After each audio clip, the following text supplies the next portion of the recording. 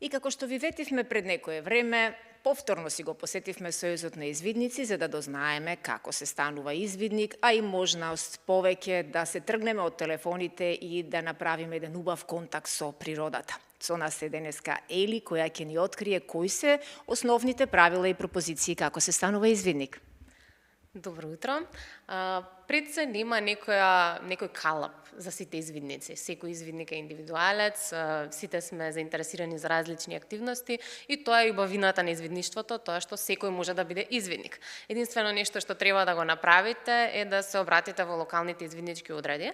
Ние на нашата веб страна извидници.мк според општини и региони ги имаме поделено контактите на извидничките одреди и тоа се оние луѓе кои што работат на локално ниво со децата и со младите во тие градови.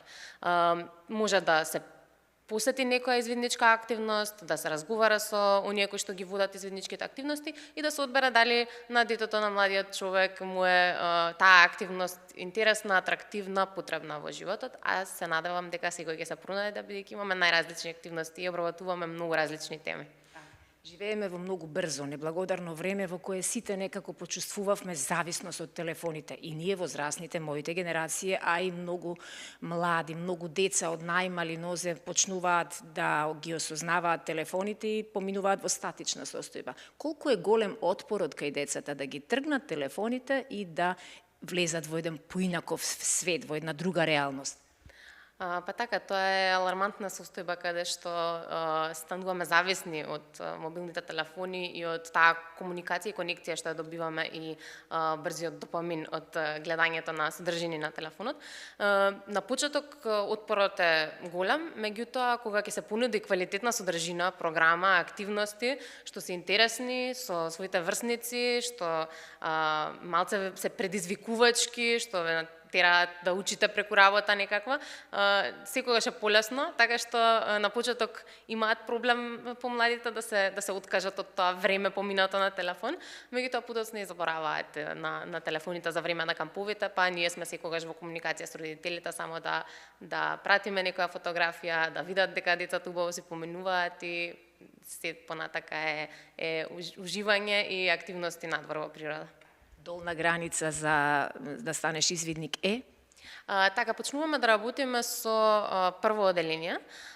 Тогаш децата почнуваат во училиште, стануваат малце поодговорни, посамостални, така што ние сакаме само да продолжиме таа пракса, да се самосталат, да стекнат убави навики за грижа кон себе си, за грижа кон пријателите, кон околината во која што седат, престојуваат, животната средина и така што почнуваме од прво оделение. Јас неодамна бев во Полска и таму затекнав група на извидници како си го готват нивното гравче во природа. Дали и вие готвите? Секако, гравче, грашок, се дел од омилените приготвени ручаци во природа.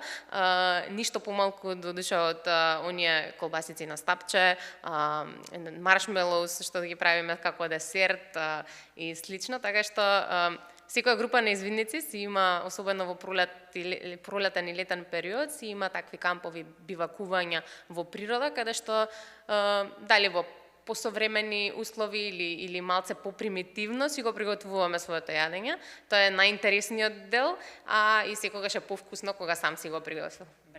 Има ли понекоја солза? Има ли плачковци, мали плачковци, вака да ги кажам со симпатија, се разбира, не со критика, бидејќи знаеме дека кога првпат се одделуваат децата од дома и кога ќе се соочат со некој предизвик, не е баш така лесно, нели?